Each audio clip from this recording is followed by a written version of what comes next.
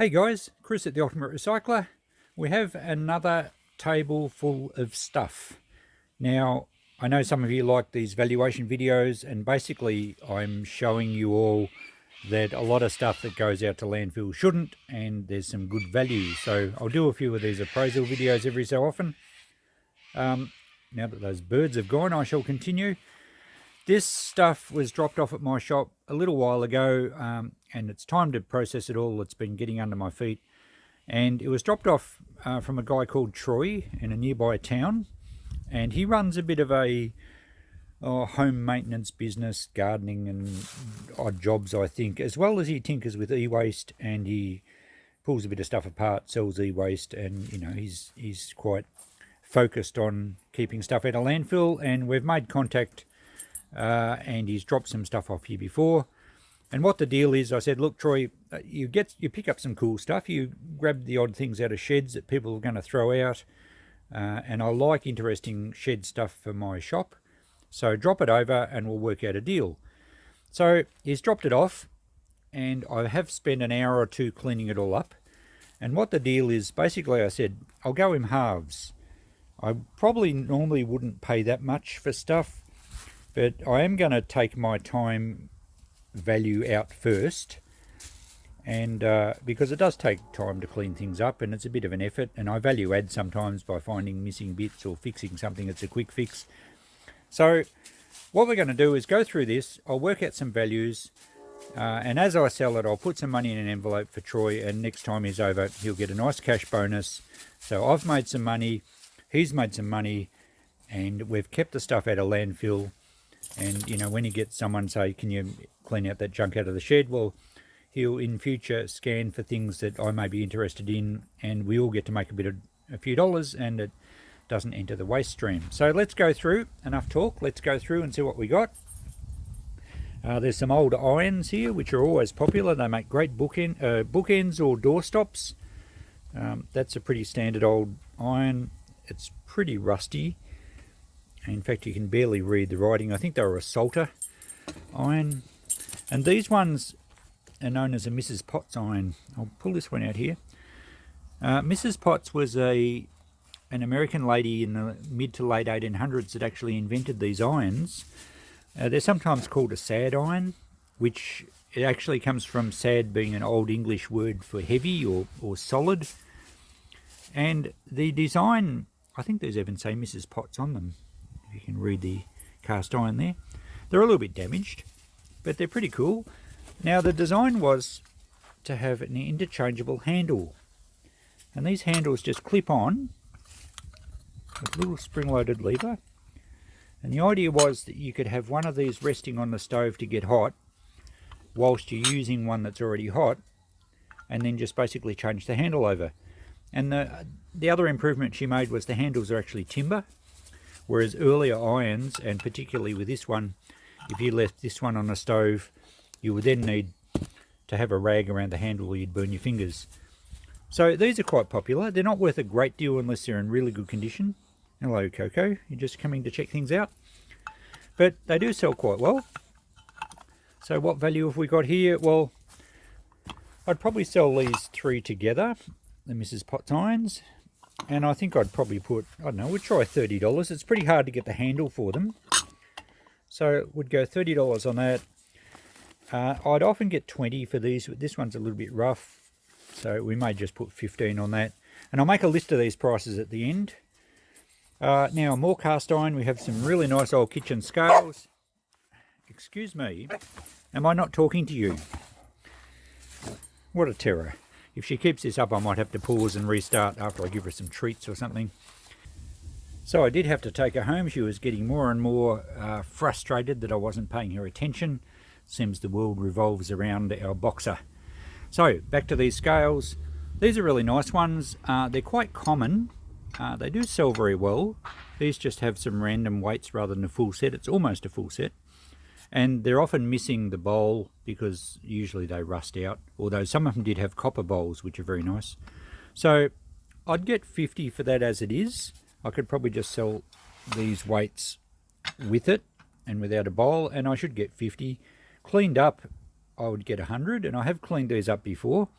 I can use the electrolysis tank and clean up one piece at a time, but it does take quite a while. I'll probably do a video on one of those at some stage and just show you how well they come up. So get $5 for the other weight there. This grease gun is a motorcycle grease gun, English made. I'll probably get 10 for that. They seem to sell okay to the vintage motorcycle guys. This is a Vulcanizer patch clamp, and I found some of these vulcanizers. They're a hot vulcanizer. You actually light them with a match, and they're really cool. Cool in the way that you would say, I love the smell of napalm in the morning. Really nice. They flare up and they're quite lots of smoke and they're really impressive. So I might do a video on showing you how they work, because I don't think you can buy those patches anymore. They're probably banned by the EPA or something, but we might use one just for the demonstration purposes. I would get 10 for that. It's an Australian made clamp.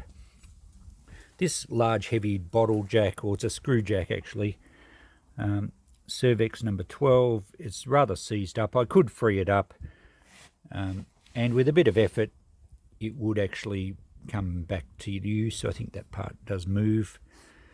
Yeah, it's a spring-loaded ratchet thing. I'm not going to worry too much other than putting it in the shop like it is now for maybe $15 and someone else can restore it. Some electrical stuff. We had this old Burco. It's basically just a water heater. And these are pretty popular. They actually sell quite well. I have tested this. It's lost a little bit of the chrome off the bottom.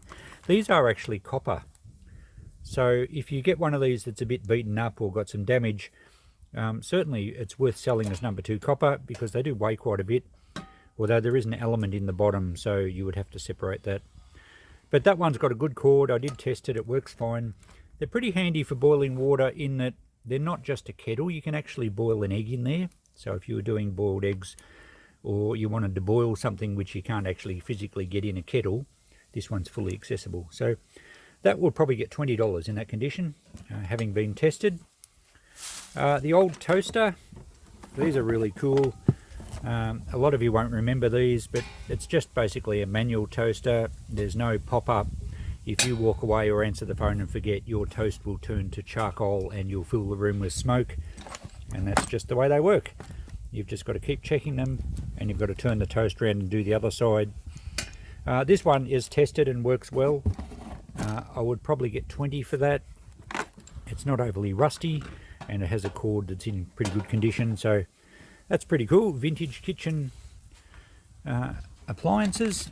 Now, what else do we have in here? There was a few pulleys. I might put 5 on the lot. They're actually a die cast, they're not plastic. So I think I'd get 5 the lot there. A little bit of door hardware. I might try 5 on those. I'm not sure if they'll sell or not. They may end up with in a box of assorted door hardware. Some little balance scales, they're called, even though they're just a hanging spring scale. That one's in pretty good condition. Nicely marked, New York. Not overly rusty. We'll probably get 10 for that. And this other one's a more common one. It's a Salter pocket balance scales, made in England. And look, that's pretty clean too, actually. We'd probably go 10 on that as well. And this thing's a time switch, quite a vintage piece. I think the front opens somehow. Probably can't do it one-handed. Oh yes, we turn that round. There we go. It's like an old electric meter. It's probably an early timer for hot water service to click in and out or something. Look, I think I'd put 10 on that. It's a nice vintage one. It's got a nice tag on it. I think we'll get 10. Someone would use it for something. Now, in this box, it's a pretty cool old box. We have an early Argus slide projector. And I haven't actually tested this, but I will test it. Often the globes blow on them, and they're a bit hard to get a globe. And that looks a bit dodgy at the top of that globe, so it might not be any good. I will check that one out. In going condition, I would probably put, it's a nice colour, hammer-tone green, probably 1950s. If it works, I would put $30 on it. Not working, maybe 20, and see if someone can find a globe. The box itself is quite cool, so someone to get good value for $20 there. But yeah, they always remind me of a kind of well, it actually looks a bit like an early locomotive train engine, but Some of them look like space age lasers from the 1950s. A lot of style in those old things, and that'll be cast aluminium. There's no plastic, a little bit of plastic around the front there, but they made things nice and strong back then. This one's more 1970s. This is a reel-to-reel tape player. Now, it's a little bit rough. It's a little bit broken out of the corner of the cover there. I did actually plug it in, and it's safe. And it did, when I turned the volume control up, it crackled a lot. So the amplifier part of it is working, but the volume control would need a clean out if you're going to use it. I did get one of the spools to go when I moved the lever around, but I didn't have any tapes to be able to try it. So I will be selling it basically as untested. But I think I did check eBay, and some of the ones that were in good going condition were actually, well, people were asking $200 or $300. I'm not sure if they were selling. Some reel-to-reel tape players can get a lot of money, particularly the Akai ones. The top end stuff is quite sought after, and you can talk up to $500 for some of them. I'm going to put this in the shop as untested, and we'll just put 30 on it, and someone will take a punt and probably restore it. I considered restoring it, but I've got so many projects that I don't need to put one of those into my kit. Now, a little bit of stuff that Troy turns up with the e-waste. He saw one of my videos that I was selling jars full of plastic cogs. Well, he's been saving them for me, so we'll divide that into a couple of large jars, and we'll probably get $5 each. So there's $10 worth of plastic cogs there, and they do sell. People buy them for all sorts of reasons, whether they're into craft work or actually little inventors that want to, try and create something. Who knows? I don't need to know why people buy stuff, but they do. A bit more hardware that Troy has thrown into jars here, large coffee jars, and that's a good assortment. There's some hose clamps, there's even a pad bolt down the bottom. That's a good value assortment there. Would easily get $10 for that, and much the same on this one. Some washers, wing nuts, nuts and bolts, even a few clips and things. So nice shed assortments there. $10 each, no problems. There was a mixture of vintage Bakelite fittings. Now, I'll sell these as a box lot. There's nothing here that's, well, these switches, although this one doesn't look like the right top for it. I do get $5 each for these switches when they work well. This is a pull switch. That's probably worth selling. I think we'll sell that one separately. That's one of the ones that is on the ceiling, and you walk into the room and pull the string and it turns the light on. So assuming that one clicks and works well, I don't think I can do it one-handed. That will at least get $5. The rest of it's probably going to be a mixed lot, maybe 10 a lot. We'll see how we go. Now there's a brass sprayer. The hose has been cut off there, but the rest of it looks intact. It's got a nozzle on the end. It feels like the pump part works. So we'd put 10 on that one. No problems there. Bit more kitchen stuff now. The classic meat mincer. They often are missing this wing nut at the end, and this one's got the cutters on there as well. The handle's in pretty good condition. Nice vintage wooden handle. The clamp's not broken. It's a little rusty, but quite usable. Sometimes people mince up burley if they go fishing, or maybe dog food. It's probably not clean enough for human food, but that will be an easy $20 in the shop. We have some shears, some old English made probably shears. They look a little bit chippy on the blade there, but really good steel, these ones. Let's see if the spring part works. Oh yes, look at that. Yeah, so maybe $5 because they're a little bit rough. This spanner is a bit unusual. Looks like a toolkit from some sort of car. What have we got? Made in Canada. Oh, it's a Ford spanner. So I might quickly check eBay, but I don't think they're worth that much. I'll put 10 on it in the shop. I think I've had one of those before. But you do need to check spanners. There are some early, actually Ferguson spanners are very sought after, and they sell for quite a lot of money sometimes. So always worth checking eBay to see what they sell for. Some Sheffield secateurs, English made, look pretty good. Let's see if they work. Oh, I think the spring part's missing from them. They won't actually open. Oh yeah, they do, but yeah, there's no spring in there. So we'll put $5 on those because they're not actually usable like that. But they certainly could be fixed up. $5 there. And the last thing on this table is some more Salter scales. Now these are really nice. Unfortunately they're missing the top plate, but they work fine. They weigh in pounds, to weigh 14 pounds by 1 ounce increments. I might try and find a metal plate, and it just needs a bolt into the top. I think it would make them much more saleable. As they are there, I would put 30 on them, but with the original plate I would probably have 60 or 70. So I might see if I can find something for those, but they're in good condition otherwise. Heavy cast iron, a classic piece of kitchenalia. So there we go. I think that's been through everything that Troy dropped off. I'll do a list, see what it adds up to. But what I'm going to do is I'll take off a couple of hours for my time in processing and cleaning it all up, and we will get a total. I'll get a total on what price estimates I've just given you. But what I'll be doing is once each piece sells, I'll put some money in an envelope, and basically I'll go halves with Troy after I subtract my some wages for my time. So it's not normally the way I do deals, but I'm happy to do this for some people that live locally and bring me really cool stuff. Generally, I would estimate prices, and I have a formula which I'll be doing a separate video on shortly to explain exactly how that works.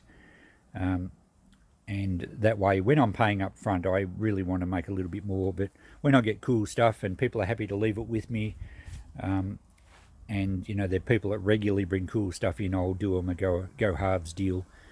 So thanks for watching. I hope you got a little bit out of that. We will do a list of everything and just see what my estimate adds up to, just to finish this video off. So I've made a list and I've checked it twice, as the saying goes, and it tallies up to just over $400, which is pretty amazing, hey? For that pile of stuff you saw on the table. Most people would not consider there's that much value there.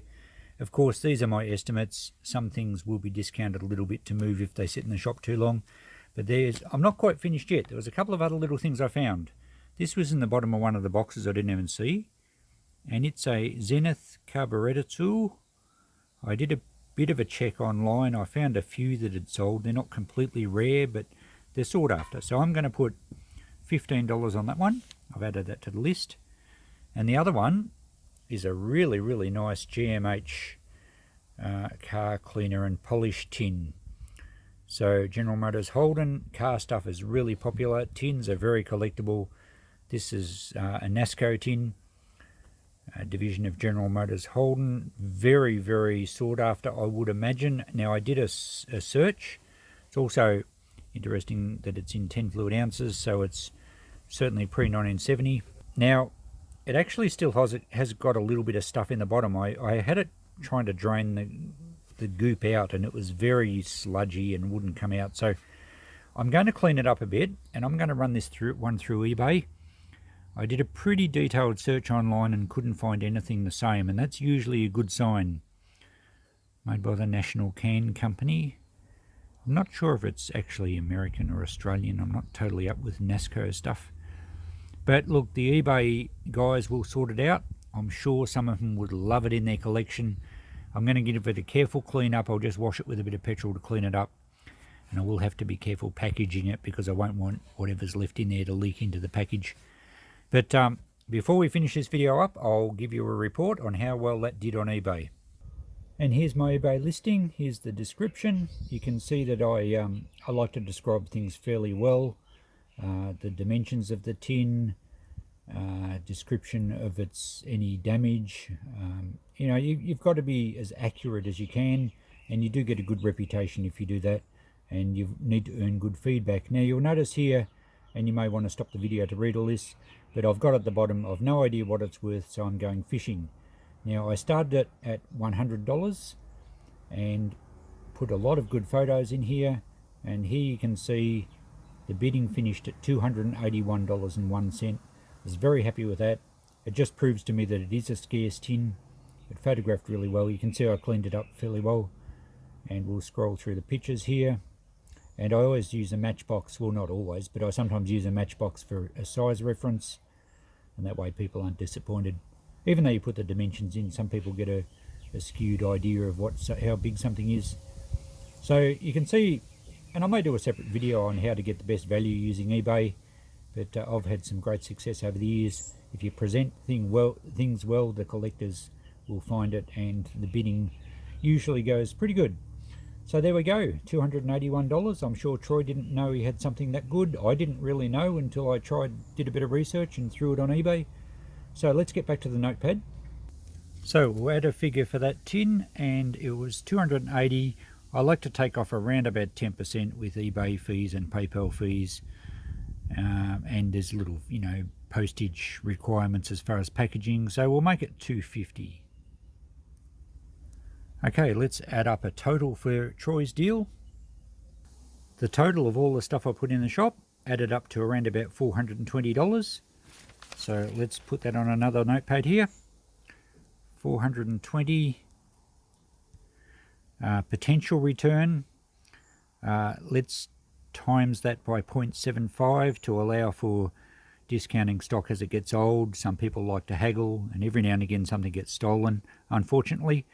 So a realistic return would be about $315 from the shop stock. And of course we had the tin, which we got a real return of about $250. That gives us a total of $565. Now from that figure I'm going to take away my labour costs. 2 hours approximately $50 an hour, so minus $100 gives us $465 as a profit for the deal. I said to Troy would go halves, so as things sell I will be putting half in an envelope for him. Normally, as I said, I don't do deals like this, but in this case that's what we're going to do.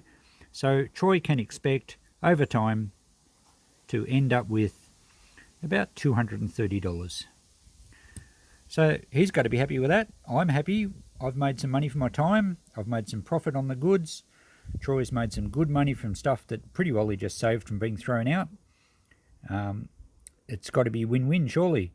It's nice to be able to do deals like this where I don't actually have to outlay any money.